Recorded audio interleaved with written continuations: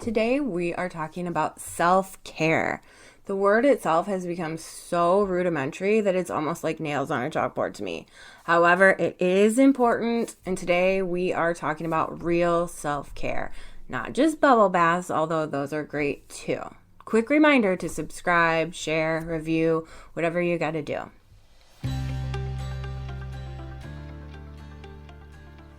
Welcome back to your emotional support podcast. How did it go with your inner Nicole last week? Were you able to identify some positive self-talk that you could punch her in the face with? I really hope you did well. Let me know how you did and what your inner Nicole is called.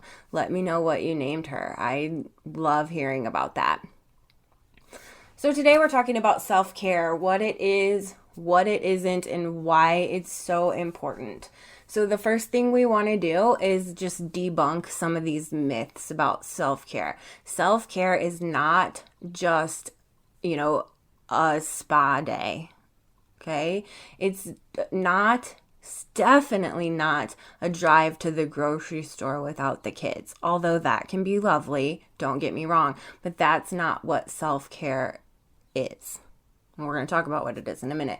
But another thing that self-care isn't, it isn't selfish. It isn't lazy. It isn't indulgent. It is actually very necessary and critical for you to be a better person and more capable of helping others.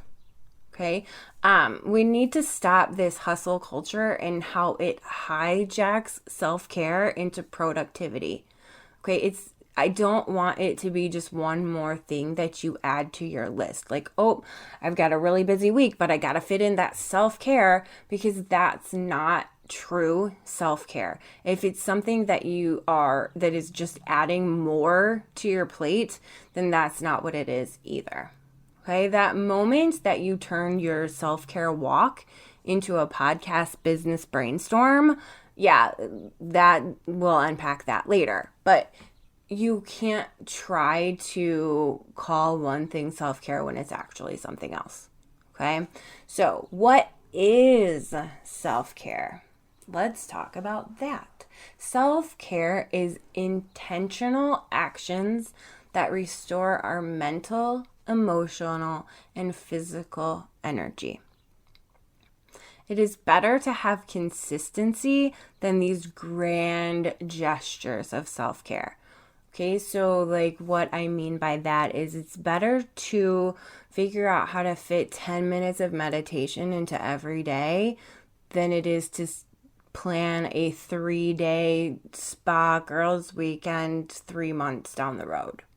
Okay, while both of those are really great, consistency works better than one-time grand gestures.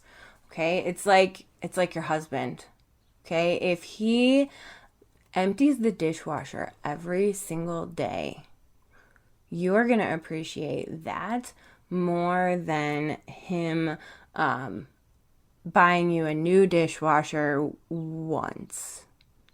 Right? Do you see where I'm going here? Okay, so that consistency, even if it's small, that consistency is better than one grand thing. Okay, sometimes self-care is as easy as just getting enough sleep. These are things that are already accessible to you. Getting enough sleep, drinking enough water, setting limits on yourself, your time, your screens, okay? Having quiet time built into your day, even if it's like 5 or 10 minutes. Therapy. God, therapy is amazing. And I'm not just saying that because I'm a counselor. It really is amazing. Even if you don't think you have super grandiose issues, just having that unbiased person to talk to and normalize the things that you're going through is so incredibly affirming. So anyway, highly recommend. Little plug there for counselors. Whoop, whoop. Anyway, okay, so you can't pour from an empty cup. We've all heard that saying, but also, you don't have to wait until your cup is bone dry to refill it, right? We sometimes wait until that cup is completely empty and we're gasping for water in the middle of a desert to realize that we need that self-care piece, that we need to get away, that we need to take a break. Okay, if we are pouring into our cup consistently, then our cup is never drying out. And then we can pour as much as we want because we're pouring it back into ourselves. All right, so this is what I like to talk to a lot of my clients about stress, about, taking care of ourselves, handling our emotions, this self-care piece. Okay, so if you think about stress and everyday life that takes chunks out of you. Okay, think about it like a street. Okay, and I'm looking outside. My little recording studio is actually in the spare bedroom of my house, full disclosure. But I'm looking out at the street right now, and it is a mess. It's, what is it, April? So there's like cracks and potholes and all the stuff from the winter out there that they haven't repaired yet. So if you think of your life as this street, okay, every bit of stress, every bit of responsibility, every bit of, anxiety is taking chunks and cracks out of the street. Those don't fix themselves, right? We drive on them. We still do our everyday life on these streets, and we're not refilling those potholes. We're not sealing those cracks. So what happens? They get bigger. They get worse. Okay? If we're not dealing with them properly, then if we're just like putting a Band-Aid over them, like I see them come sometimes and they just fill them in with gravel. Okay, that's not going to work because once we drive over them, we're just going to kick all that gravel right back out, right? So that's basically just like covering up our feelings or, avoiding them. Also, avoiding them, like if we're driving around the potholes instead of filling them in, we're avoiding them. We're not dealing with them. Okay, so this is where self-care comes in. Self-care is the seal that seals in those cracks. It's the tar and asphalt that fills in those potholes. It's the cement that repaves the street so that these holes don't get bigger and bigger and your car doesn't like fall into a sinkhole. Okay, because that's what's going to happen. That's what's going to happen to our lives if we're not filling in these holes and cracks that our stress and our daily lives are making in us. If we're not filling those in, then we will erupt. Okay, we will erode just like that street out there.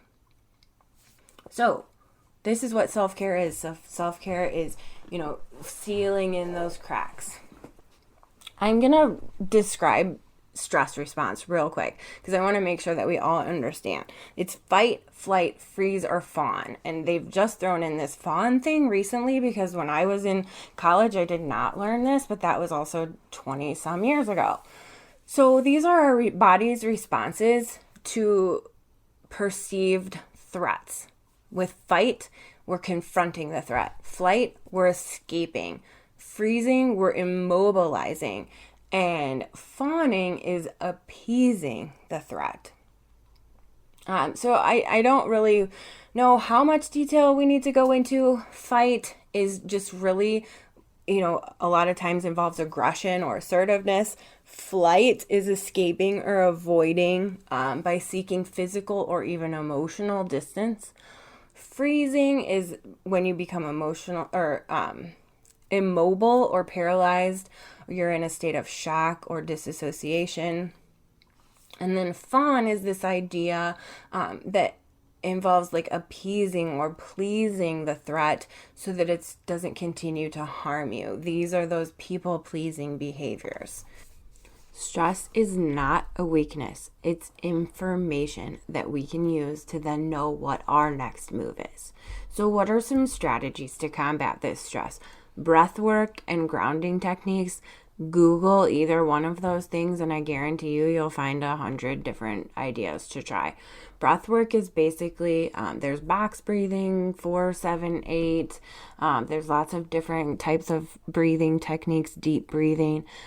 Basically that just kind of is like a mindfulness technique that keeps you in the here and now and makes you aware of what's going on with your body in the present time. But then grounding techniques. This is one of them that's really popular is the 5-4-3-2-1 grounding technique. And that is just like using your 5 senses to notice what's going on around you, and just kind of being aware of the present situation, and being mindful of the here and now again. Time boundaries. This was super cool when I found out about these, but these are limits you set on how you spend your time. This makes sure that you protect your energy and have sufficient time for what's important to you in your life. This helps you not overcommit to things and allows you to prioritize activities, again, that are important to you. A little bit more detail about that because I know that I've kept you here for a long time today. But this protects your time. Time boundaries are essentially a way to protect your time, preventing others from taking advantage of your availability. Prioritizing. So this helps you to allocate your time efficiently, making sure that you have enough time for work, your personal life, your hobbies, your self-care, any other important activities. So what are some examples of time boundaries? I won't take work calls after 7 unless it's an emergency. To me, I wouldn't take work calls after like 5, but that's just me. I'm going to set a 20-minute timer to respond to emails. Okay, once that timer goes off, then you save the rest of those email responses till the next day. One weekend day will be devoted to relaxation and hobbies. We do this in my house. Well, at least my son and myself do it. My husband doesn't always do this, but you need a day. You need a day to reset, reassess your week. And just relax. So we definitely devote at least one day to doing nothing. I'll keep my social media scrolling to 30 minutes per day. I probably couldn't do this one, but kudos to those who can. But again, these are just examples of ideas that you can put kind of boundaries around your time and how you use that. Benefits of this is it reduces stress. By setting boundaries, you can avoid feeling overwhelmed and stressed due to that overcommitment piece. You can improve your time management with this. You'll be more organized, more efficient with your time. You can have a better work-life balance with this because you're setting those parameters on your time and saying, no, I'm not going to bring my work home. This and that, again, in turn, will improve your relationships. By setting those boundaries, you'll have enough time and energy to dedicate to your relationships. And this is just allows for greater self-care because it allows you to prioritize your self-care activities, which are essential for maintaining your well-being. Another stress reliever is to prioritize rest, not just sleep, which sleep is huge, and we'll talk about that when we talk about our physical wholeness, but prioritizing rest, allowing your body and your mind to just rest.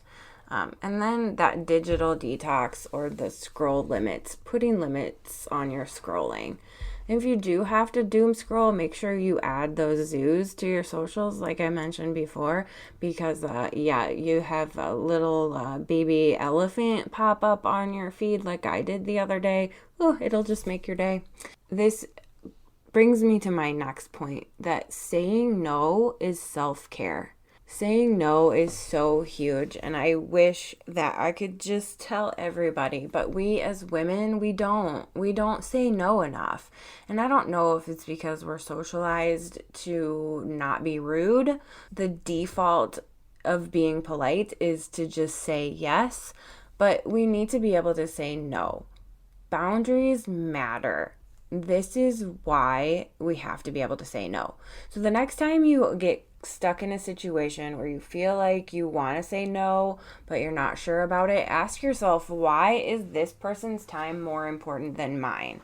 Ask yourself, why do you feel like you have to say yes? What will happen if I say no? Okay, and if you really are caught in a situation where you don't want to be rude, which I don't have that problem. I don't mind being rude, which maybe is a downfall, but whatever. Reframe your no in a kinder way. Maybe don't out and out say no. Just say something like, I don't have the capacity for that right now, or I just can't take that on right now, or that's not something I can commit to, but thank you for thinking of me. If you really feel like you're on the spot and you don't feel like you can say no, just say, let me check my schedule and get back to you. That way you can kind of walk away and then have time for your brain to process and think of a way to say no politely. Saying no to others is saying yes to ourselves, and that's what we need to do more of. We need to be able to say yes to ourselves, to prioritize ourselves, to make ourselves worth our own time. Please identify one way that you can care for yourself today. If you have any stories or any feedback, please send me a voice memo or a direct message. Today's reminder you didn't ask for but definitely need. You're not behind. Comparison is just a liar in a cute outfit. And that is something that we're going to talk about next week. Comparison. Whew. All right. This has been a long episode. Thank you for hanging in there with me. I am so glad you are here.